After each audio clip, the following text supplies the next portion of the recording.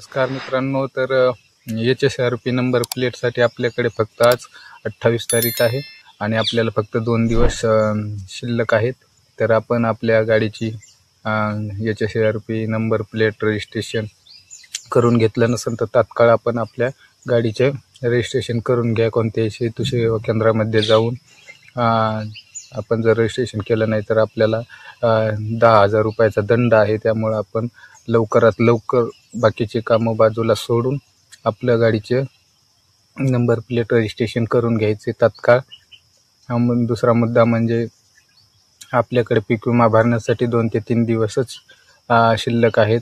तर ज्या शेतकऱ्यांना पीक विमा भरायची इच्छा असेल तर त्यांनी आपला पीक विमा जवळच्या सेतू केंद्र CSC सेंटरमध्ये जाऊन तात्काळ भरून घ्यायचा आहे.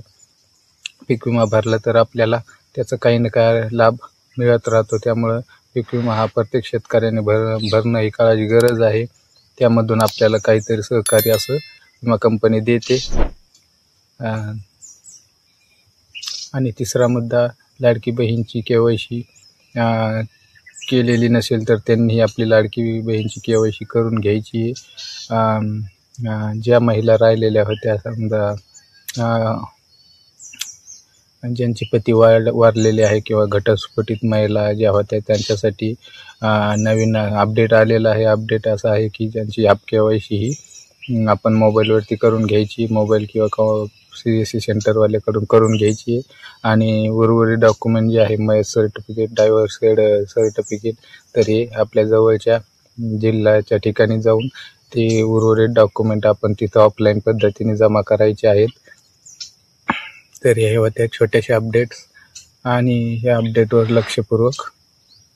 लक्ष द्या आणि पण आपल्या कामाची गती वाढवा, कारण की आपल्यापाशी वेळ हा फारच कमी आहे.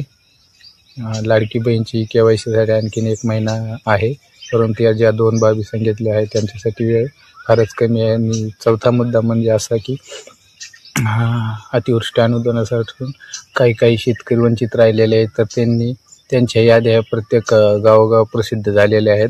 तर त्यामध्ये काही शेतकऱ्यांनी आपले नाव आलेले आहे तपासून पाहिलेले नाही. तर त्यांनी काय करायचं, याद्यामध्ये आपले नाव तपासून घ्यायचे आणि त्याची KYC तात्काळ करून घ्यायची. KYC करण्यासाठी अंतिम मुदत ही 30 तारीख आहे. तरी त्यांनाही 2 ते 3 दिवसाचाच कालावधी आहे. तर त्यांनीही आपली KYC तात्काळ करून घ्यायची. जर KYC केली नाही आपण तर आपल्याला हा लाभ जो तो मिळणार नाही आणि ते